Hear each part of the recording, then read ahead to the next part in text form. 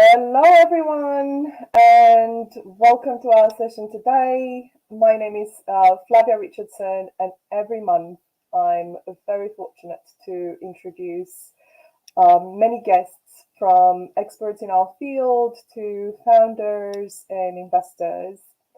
At Juice Ventures, we focus on financing direct to consumer businesses while providing them with hands on digital marketing support and most importantly, an amazing network of partners.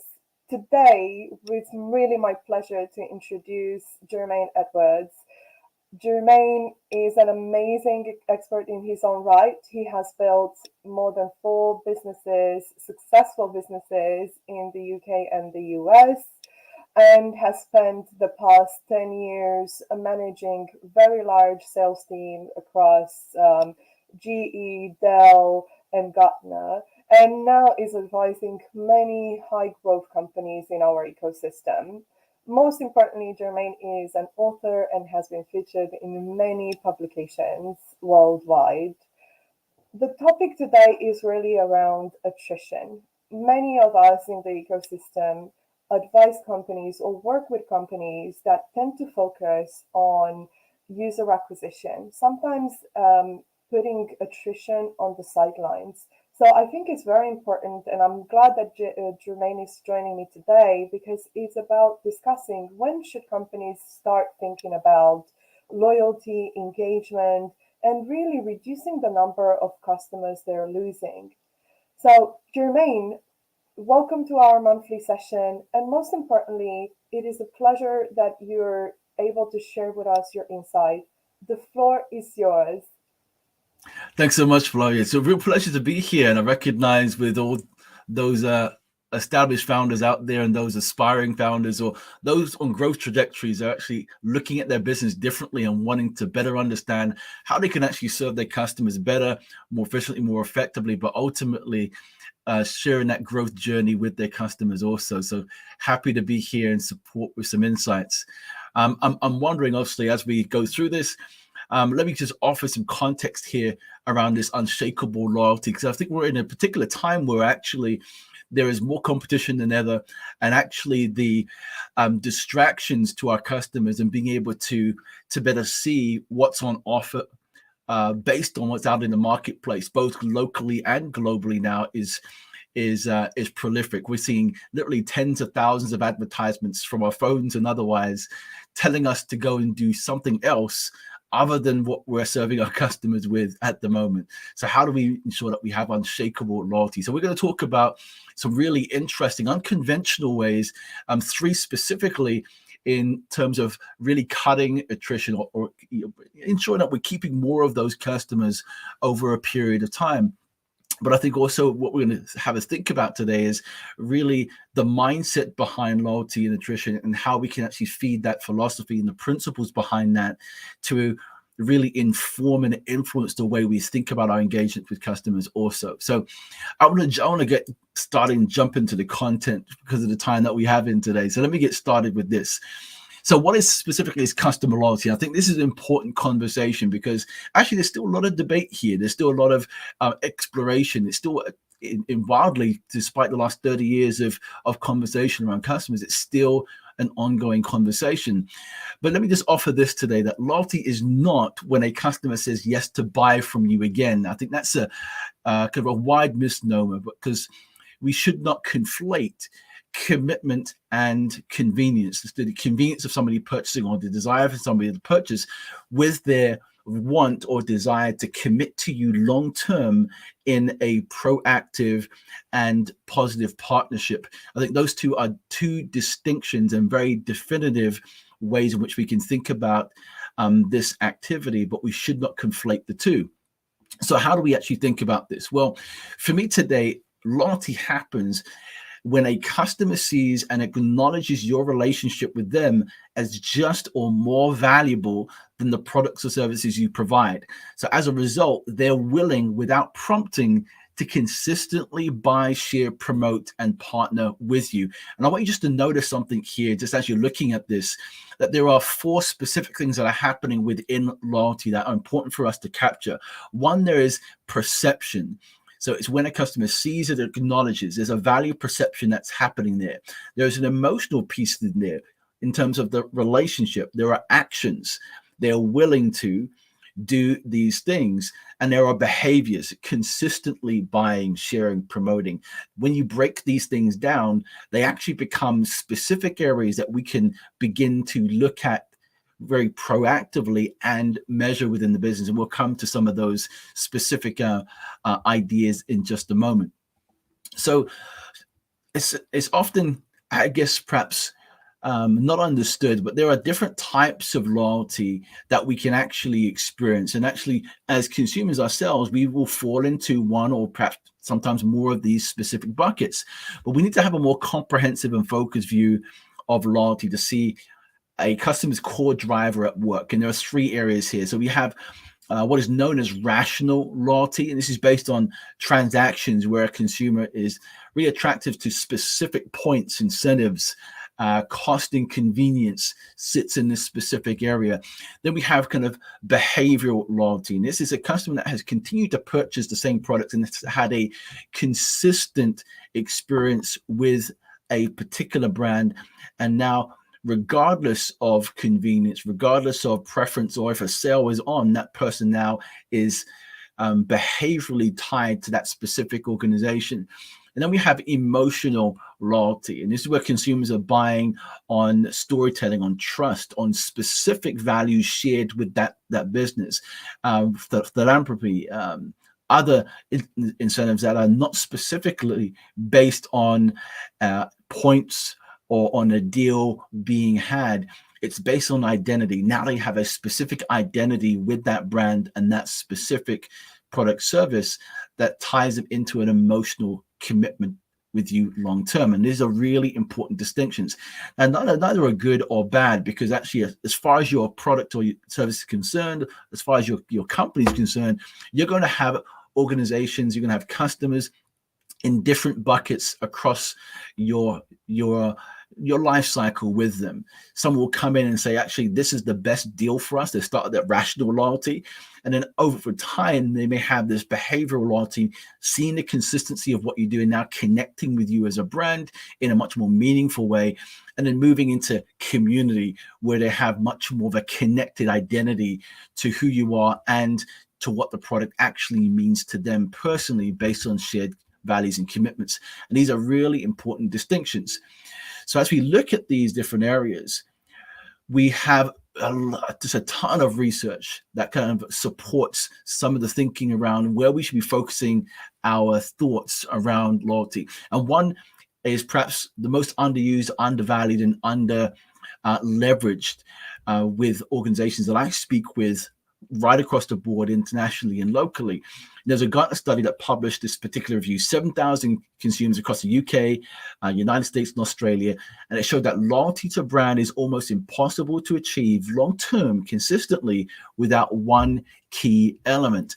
And that key element is shared values. Of those consumers who said that they had a strong brand relationship, 64% cited shared values as the primary reason. Why might that be important? Because what consumers overall will adhere to and be connected with are the things that they share as an identity with you, something that is connected to something that is much more than whether or not it serves a very current and present need, or whether or not this is something aligned with the values of who I am as an individual. And these are really important distinctions, and we'll come to how we can connect these in your business also. So here are some brands here that do this really well, that have moved from these areas and now have connected identities with their specific consumers. Tom's Shoes, Lululemon, Starbucks, WeWork. If you walk into those specific organizations and you speak to fans of those brands, you'll find that there are very distinct and specific identities that people will have to it. There's a reason why, for example, Apple, consumers and fans, customers alike, are willing to pay £4,000 or £5,000 for a laptop, which is literally almost 100 to 250 times most of the brands out there on, I guess, objectively, very, very similar specs. There is a specific identity tied to the relationship with those brands. And so how do we activate this kind of loyalty, that moves people from not just that rational loyalty, not just behavioral loyalty, but into emotional loyalty? Well, this is where the concept of unshakable loyalty comes from.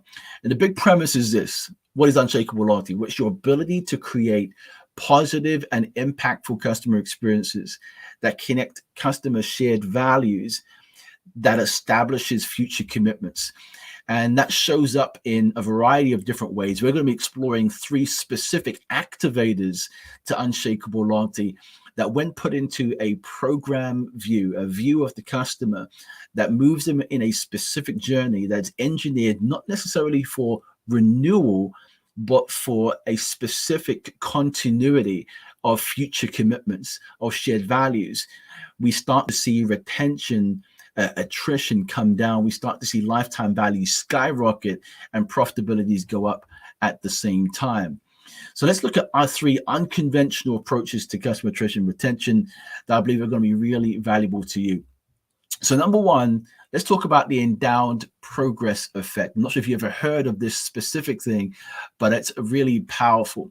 So the endowed progress effect is an idea that if you provide some type of artificial advancement toward a goal, a person will be more motivated to complete that goal. Well, where does that actually come from exactly?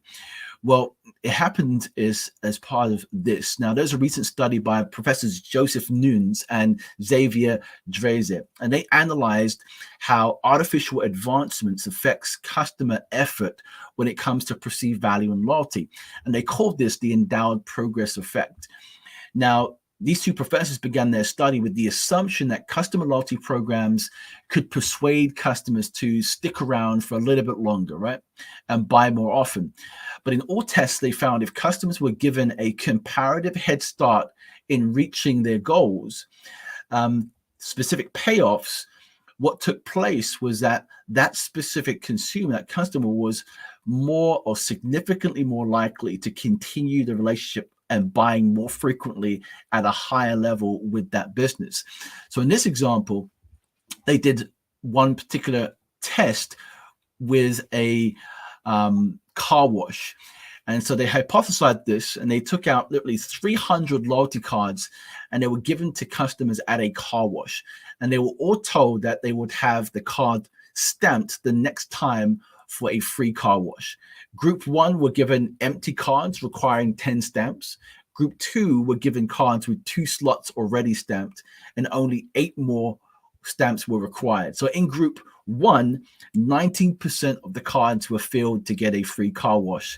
In group 2, 34% were filled in because of the comparative head start that they had.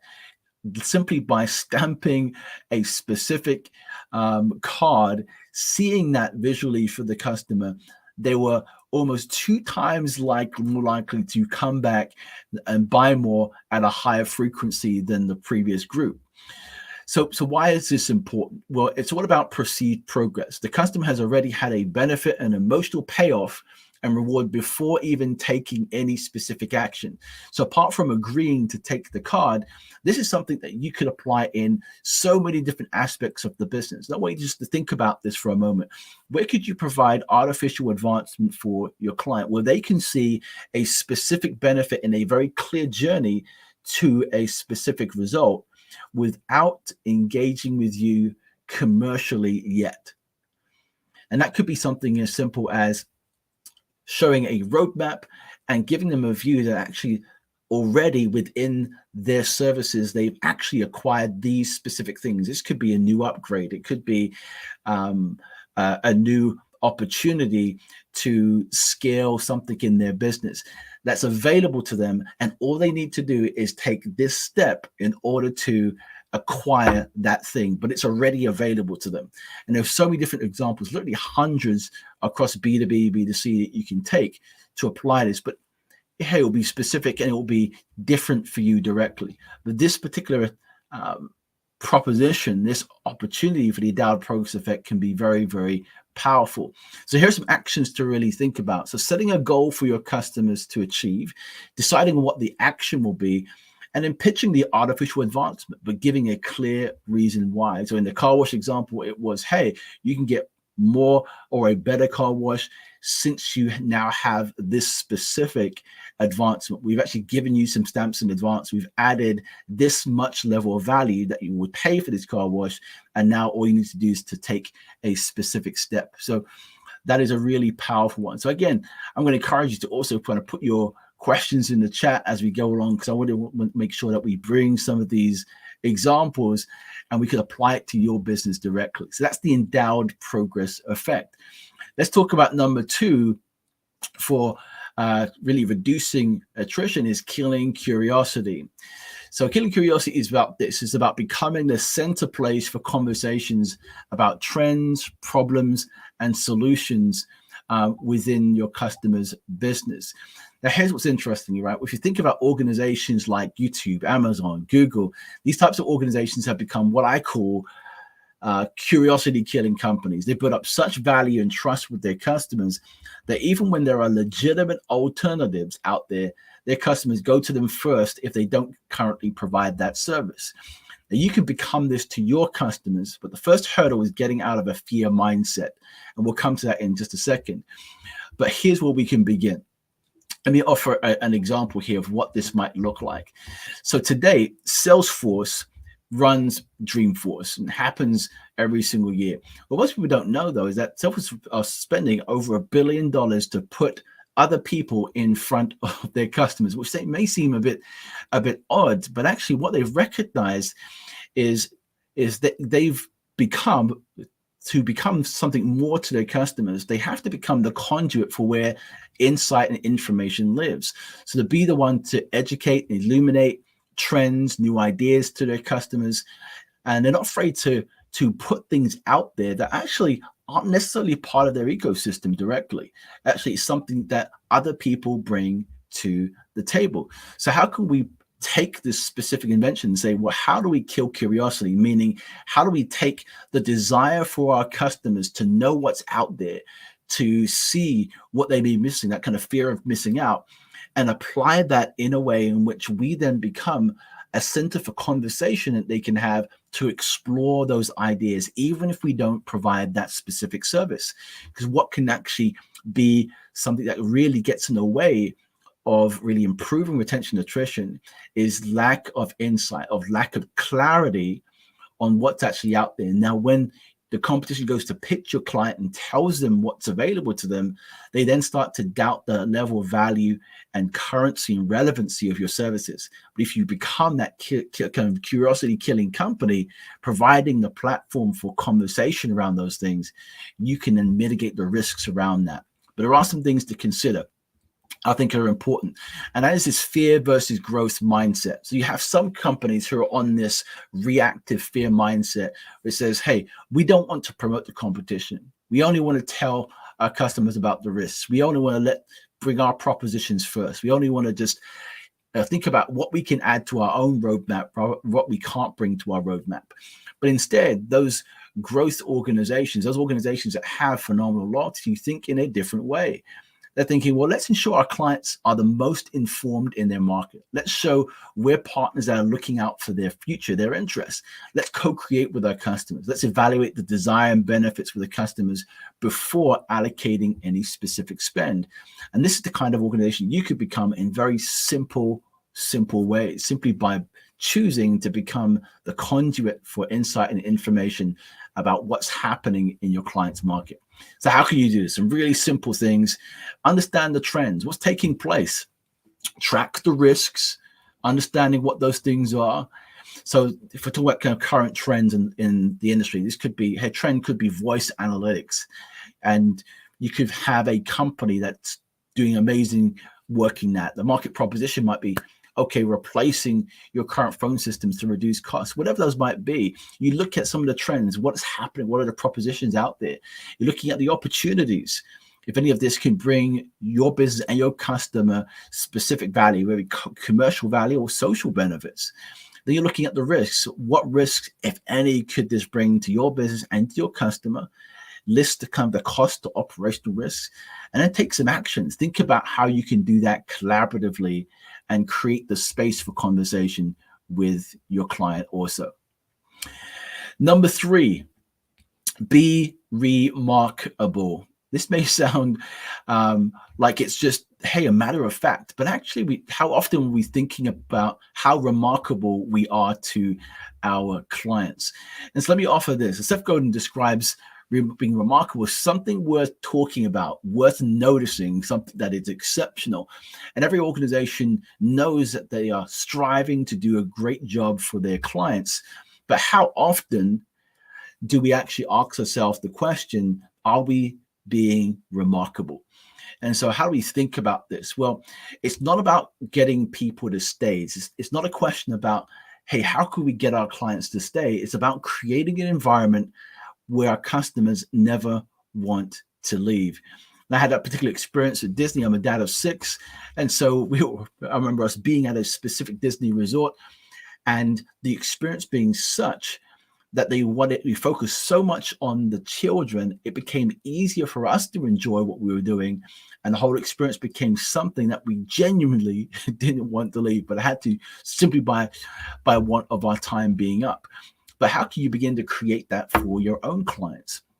Well, let me offer kind of this example with IKEA, which is a known brand to so many people.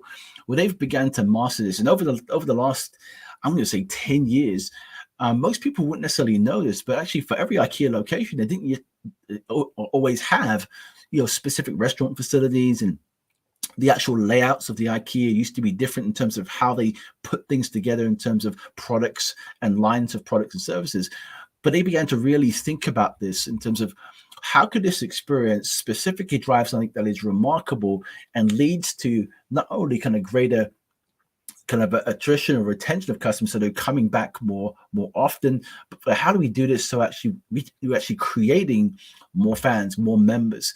And so in the implementation of simply putting in facilities that supported families and those people who were going through a particular journey in the IKEA store, they saw 33% of all non-member IKEA customers becoming customers after visiting their store. These are people who perhaps come to IKEA on occasion, maybe I've never taken out a membership before, but I'm simply on going through the experience and a question being asked at the actual cash register itself by employees. And the question was this: if you have not had an experience that's 9 or above, please let us know. And we'd love to ensure that you can get the full benefits from IKEA.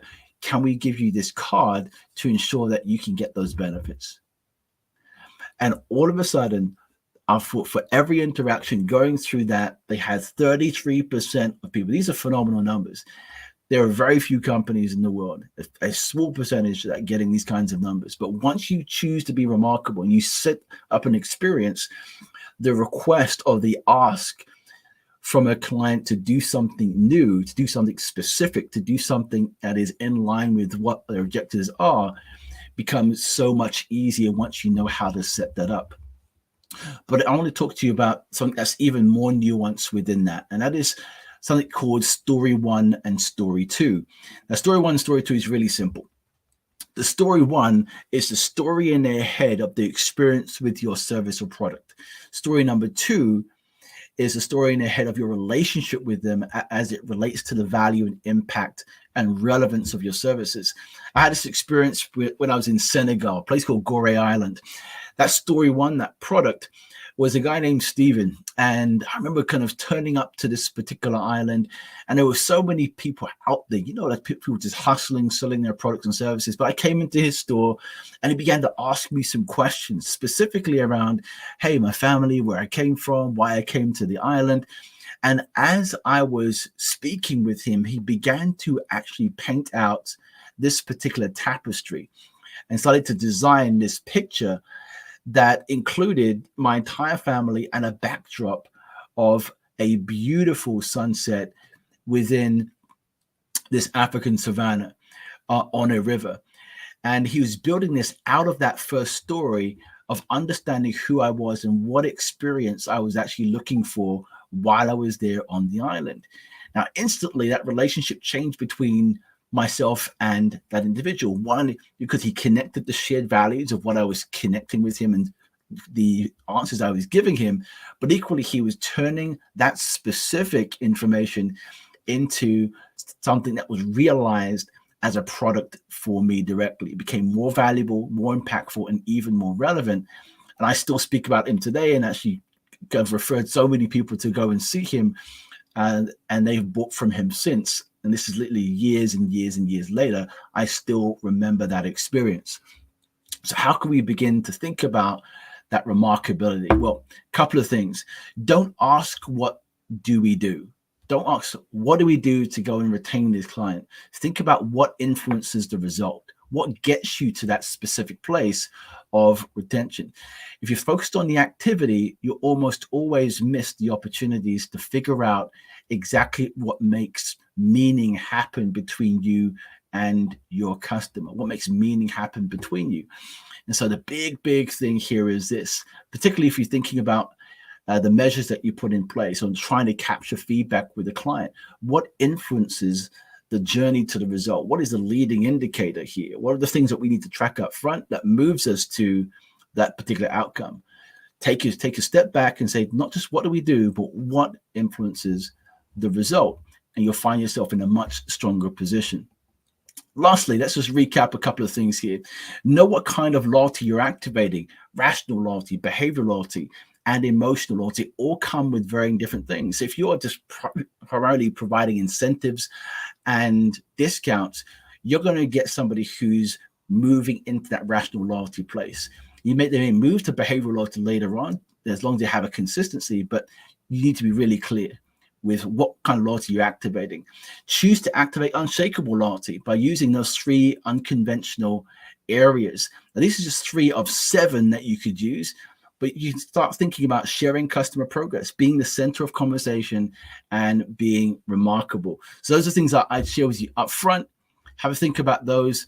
And remember, actually, as part of that, happy for you to kind of, if you just kind of throw your link in the chat or kind of speak to Flavia, or what it might be, we can send you the complete, literally kind of download of 7 activators to Unshakable Loyalty, so you can have that with your teams and your business as well. But thanks for listening. Hopefully that's been valuable to you, and definitely go out and start to become unshakable to your customers.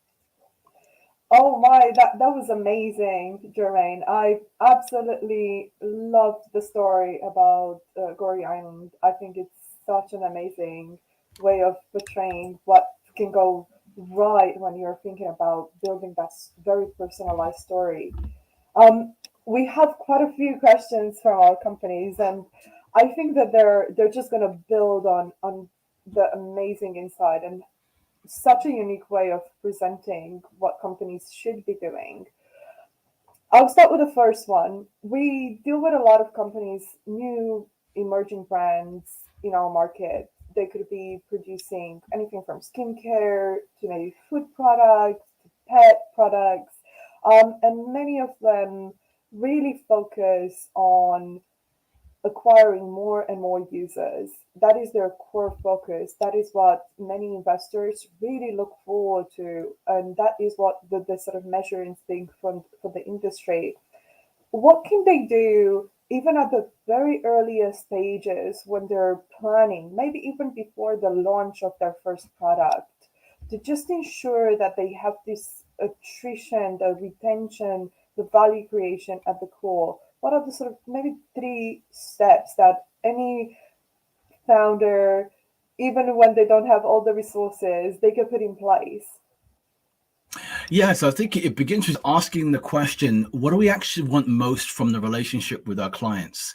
So I think starting from that premise, so every organization is going to have kind of revenue goals directly, but your revenue goals are going to be tied to the effectiveness of your engagement, both externally in the acquisition of clients, clearly, but most importantly in the retention of those customers. So you need to be determined primarily with a clear focus on what is the highest possible value we can actually deliver to our clients, and what kind of relationship do we actually want, and then what would need to be true for that relationship to be realized throughout the life cycle of this specific relationship. And so once you've begun to ask those questions, what's going to happen is from those different inferences, you're going to get particular ideas and principles that will come out of that will kind of shape your standards for what you engage in within the business, but ultimately the strategies you may need to deploy to support those specific goals. So a really quick example might be, okay, we want the relationship to be this. We want our relationship with our clients to be one that is based on community. We want to have, at least 20 to 30% of our customers engage with us within our products on a month-to-month basis. And these may be kind of really big goals that you may have. 20, 30% is a big number across any regard and any industry. But you have to start with something, because the standards you set become the standards that you actually adhere to inside the business. So when you shape your standards, you actually change. When you change your standards, you change your results. And so you need to think about what is the standard of service and relationship that we want, and that then determines the standard and qualitative view of the activities that you do inside the business. That's amazing. Okay, so now let me just delve a little bit deeper. What are the things that you're seeing within newer companies that causes most of the loss? Is it because they don't have a specific story of their brand identity, or are there very simple things that actually they're just doing in such a wrong way because they never thought about them until they have a company? Yeah, I think part of that is sometimes familiarity. Sometimes we can become so familiar with our customer that we assume that we know something when actually that thing isn't true. And so that familiarity actually becomes the killer for our own misconceptions. And so the big thing here is to challenge our own assumptions and say, well, actually, what do we know about our customers today that informs and supports the way we serve them? And how can we go and check and verify that? And what is it that we don't know about our customers that if we did know, actually it would completely transform the way we thought about or engage with our customers? And what do we need to know right now that actually, if we did know right now, would then support this specific activity? So if you begin to ask those questions and challenge assumptions, I think that is the primary mechanism, just challenging assumptions and staying humble enough to ask the question, but confident enough to go and do the activity, knowing that you're going to do a good job for your customers. Yeah. Oh my, you're so right. Okay, so now we figured out what companies could potentially be doing wrong, and you're absolutely right. Misconceptions or assuming that you know something that might not necessarily be this, obvious, or might not be verified by speaking with the actual customer or customer group. I think it's a very important point. In our business, we look after companies that are 100% digital, and then companies that have a hybrid presence. They might have an in-store or retail presence as well. And my question here is, what should these two different types of companies do? Is it one more complex than the other? So if you're digital, maybe it's a little bit easier because you can automate a lot of the communication, the value add, the messaging, or is it more complex to do this in person when they actually experience your brand when they're going shopping or when they're going in a large center for a number of different reasons?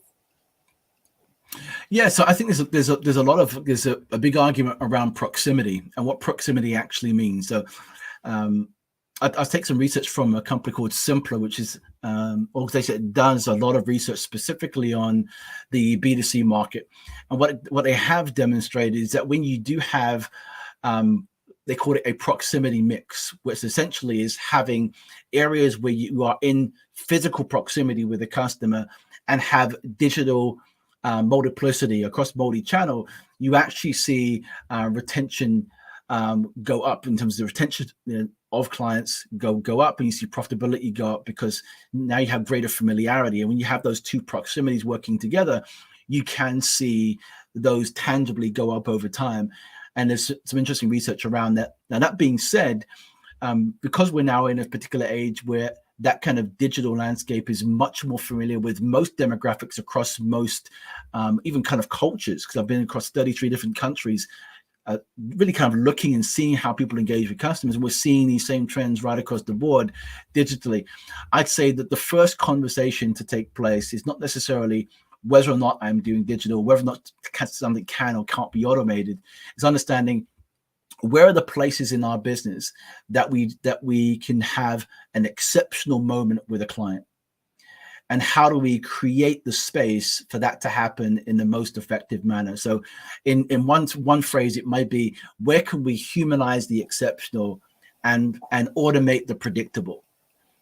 So those things that are more predictable, more administrative, things that perhaps don't need the same amount of organizational spend, operational cost around people and so forth, where can we kind of automate that predictability? But where should we humanize the exceptional pieces? Where do we need to actually place in intentionally those places that influences the relationship of moving us from rational loyalty into more emotional loyalty, of creating those connected community moments? So I think that's a more helpful question to begin with before even thinking about whether or not you need to automate or not automate something. I think that the automation comes from the fact that in every single brand nowadays is being compared to the net promoter score of Amazon or many other systems, where it's just such a science to making that experience from the moment you go onto the website or the app or engage with a specific product to the moment that it's in your hand. I think that was the consideration. How important is from that process of onboarding and converting? A lot of people have talked about the first 100 days, and that's now become a primary number. That first 100 days with the customer is super important. And if we are talking about kind of this NPS thing, I think it's important to also recognize that NPS is really helpful, but it's not necessarily an indicator for future behavior. It tells you something that's happening right now, but we need to start putting in different measures that give us a different indication for future commitments. And so some of those things also you can have as NPS, but you need to think of it as a wide variety of inputs needed to really understand the behavioral mix of the clients. That could be things from repurchase ratios to upsell ratios to customer lifetime value, of course, customer loyalty indexes, customer engagement scores. So you can have a whole mix of things that kind of give you a behavioral identity of a client that gives you a higher likelihood of a long-term commitment. So I think what I advise is saying, look, I recognize NPS for a lot of companies. These are going to be evaluated in the boardroom. These are going to be evaluated with investors. I get it.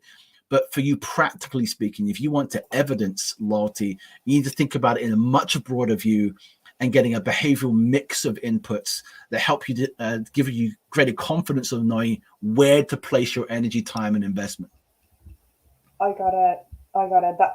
That makes perfect sense. One final question for me, and this is really about attrition and loyalty. And sometimes I guess that we're using them interchangeably. Are they the same? Or are they very different facets of the same experience? One being attrition, more quantitative, and loyalty being one that is about qualitative experiences. So how should founders look at these two terms, and how they should think about them when they're planning their business, or they're planning specific events, or thinking intentional experiences for their customers? Yeah, so I like the distinctions that you've made. I'd say from a measure perspective, I say, retention is not renewal necessarily, although they can be correlated together. One can cause the other. But I'd say that retention primarily as a function or a strategy inside the business is there primarily to support lifetime value management. Whereas in loyalty specifically is there to increase the profitability of your engagements and the long-term success with clients over time. And it's not necessarily tied specifically to lifetime value. So let me give a different distinction here. So retention primarily is focused on a very specific period in time. It's saying, okay, we have a subscription that's paid per month, and we're looking at these specific numbers on a month by month and see how many we retain. It's very much a a tactical piece on a day-to-day basis that a lot of people think about. But actually, if you think about loyalty itself, loyalty is a way for you to think about, I think, two specific areas. So one, when you think about loyalty, it encompasses the whole advocacy of how you build in community and connection with a client over time. Whereas in retention specifically is focused on how do we serve how do we meet a particular expectation with a client that serves a means of giving them confidence that you're actually okay, you're safe to make this extra purchase tomorrow. So you have the activities, which is our day-to-day engagement, which either confirms a positive understanding of your business or reinforces a negative aspect of your business in the interactions with your business. That impacts the day-to-day view of a customer in terms of what they're going to purchase with you today.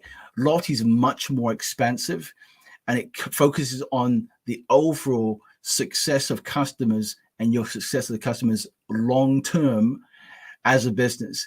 Now, it can significantly impact and does significantly impact retention, but they need to be thought about differently. Retention primarily is a function of how do we demonstrate to this business that we are still safe to use and safe to partner with as an organization.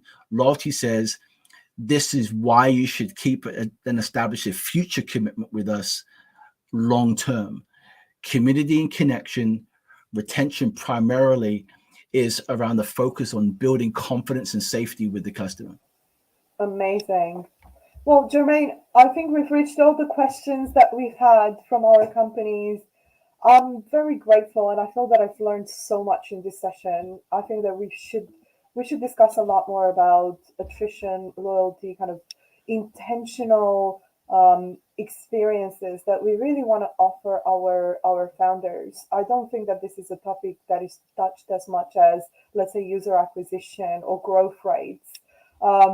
So I'm very grateful that you've joined us, and definitely we'll share the free ebook that you have for our companies and our ecosystem. So we'll make sure that everybody gets a copy. Jermaine, thank you so much for joining me. Amazing session as always. It's a pleasure. Yeah, great to be here with you. Thanks so much, Flavia. Thank you, guys. Take care. All right. Take care. Bye. Bye.